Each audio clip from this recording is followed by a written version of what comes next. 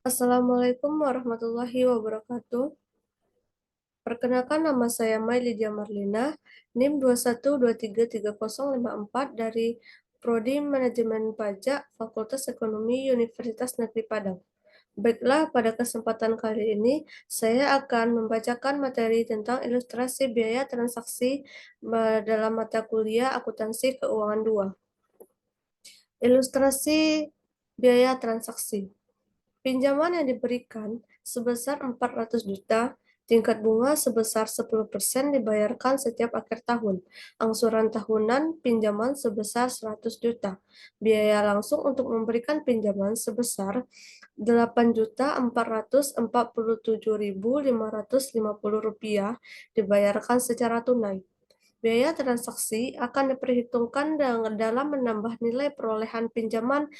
Pemberi pinjaman menghitung kembali suku bunga efektif sebesar 9%.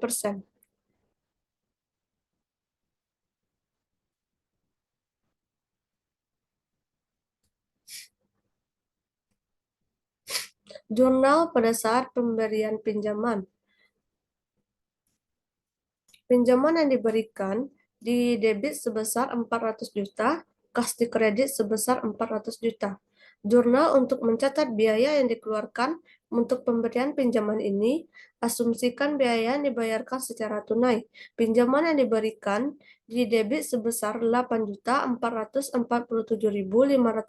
rupiah, kas di kredit sebesar 8.447.550 rupiah. Kedua jurnal tersebut akan membuat pinjaman sebesar 408.447.550 rupiah.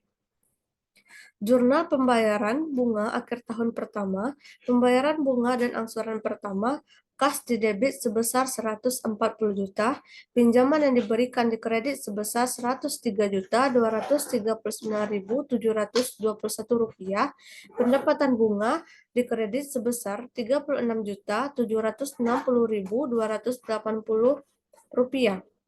Pendapatan bunga sebesar 36.760.280 rupiah yang dihitung dari bunga efektif sebesar 9% dikalikan saldo pinjaman sebesar 408.447.550 rupiah. Kas sebesar angsuran 100 juta ditambah dengan bunga yang dihitung berdasarkan nominal utang dan tingkat suku bunga kontrak sebesar 400 juta dikali 10% sama dengan 40 juta. Pengurangan pinjaman merupakan selisih antara kas yang diterima dengan pendapatan bunga yang dihitung. Jurnal pembayaran bunga akhir tahun kedua, pembayaran bunga dan angsuran kedua, kas di debit sebesar 130 juta, pinjaman yang diberikan di kredit sebesar 102 juta 239.295 rupiah. Pendapatan di bunga di kredit sebesar 27.468.705 rupiah. Jurnal pembayaran bunga akhir tahun ketiga, pembayaran bunga dan pembayaran angsuran, kas di debit sebesar 120 juta, pinjaman yang diberikan di kredit sebesar 101.759.112 rupiah. Pendapatan bunga di kredit sebesar 18.240.888 rupiah. Jurnal pembayaran bunga akhir tahun keempat, pembayaran bunga dan pelunasan. Kas di debit sebesar 110 juta, pinjaman yang diberikan di kredit sebesar 100 juta 917.422 rupiah. Pendapatan bunga di kredit sebesar 9.082.578 rupiah. Ilustrasi biaya transaksi lanjutan. Tahun pertama, nilai awal pinjaman sebesar 408 juta 447.550 rupiah. Angsuran bunga sebesar 140 juta. Bunga sebesar 36 juta 760.280 rupiah. Pokok pinjaman sebesar 103 juta 239.721 rupiah. Nilai akhir pinjaman sebesar Rp305.207.830. Pada tahun kedua, nilai awal pinjaman sebesar Rp305.207.830. Angsuran bunga sebesar 130 juta, bunga sebesar Rp27.468.705. Pokok pinjaman Rp102.531.295. Nilai akhir pinjaman sebesar Rp202.676.534. Pada tahun ketiga, nilai awal pinjaman sebesar Rp202.676.534.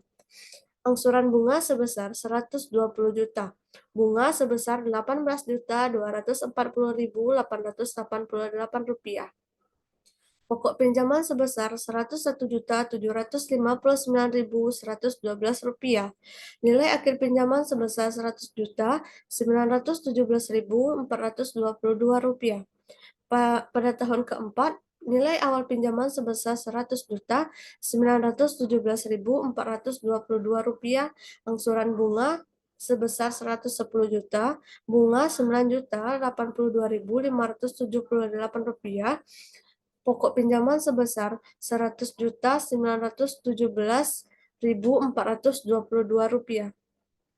Diskon penjualan 1 mempengaruhi pendapatan tapi tidak mempengaruhi piutang. Piutang akan dicatat sebesar nilai setelah dikurangi diskon penjualan. Metode pencatatan terbagi atas 2, yaitu piutang bersih dan metode piutang kotor. Ilustrasi pencatatan diskon penjualan. Pada metode bruto, pada saat terjadi penjualan 5 juta dengan termin, jika pembayaran dilakukan dalam waktu 10 hari, maka mendapatkan diskon sebesar 2%. Sedangkan jika pembayaran dilakukan dalam jangka waktu 30 hari, maka tidak mendapatkan diskon. Metode bruto, piutang dagang debit sebesar 5 juta, penjualan dikredit sebesar 5 juta. Metode neto, piutang dagang sebesar 4 juta 900 di debit dan penjualan 409 juta 4.900 di kredit. Pembayaran sebesar 4.900 pada periode diskon. Metode bruto, kas sebesar 4.900 di debit, diskon penjualan sebesar 100 juta di kredit, dan piutang dagang sebesar 5 juta di kredit. Metode neto, kas sebesar 4.900 di debit dan piutang dagang sebesar 4.900 di kredit. Pembayaran sebesar 5 juta pada periode setelah diskon. Metode bruto, kas sebesar 5 juta di debit dan piutang dagang 5 juta di kredit.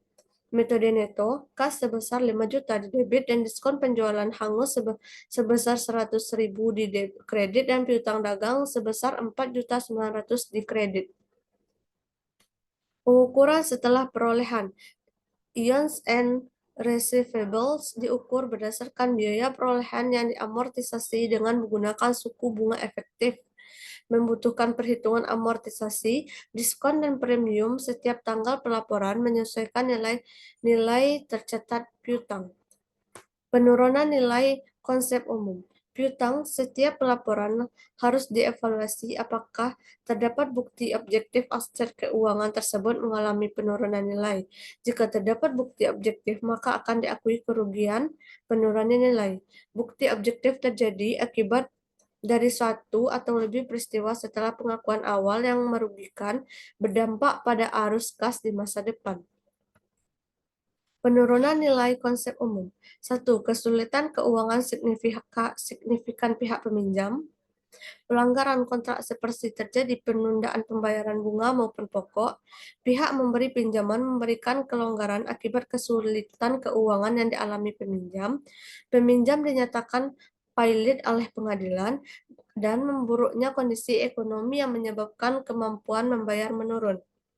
Baik, sekian pembacaan materi tentang materi mata kuliah akuntansi keuangan 2.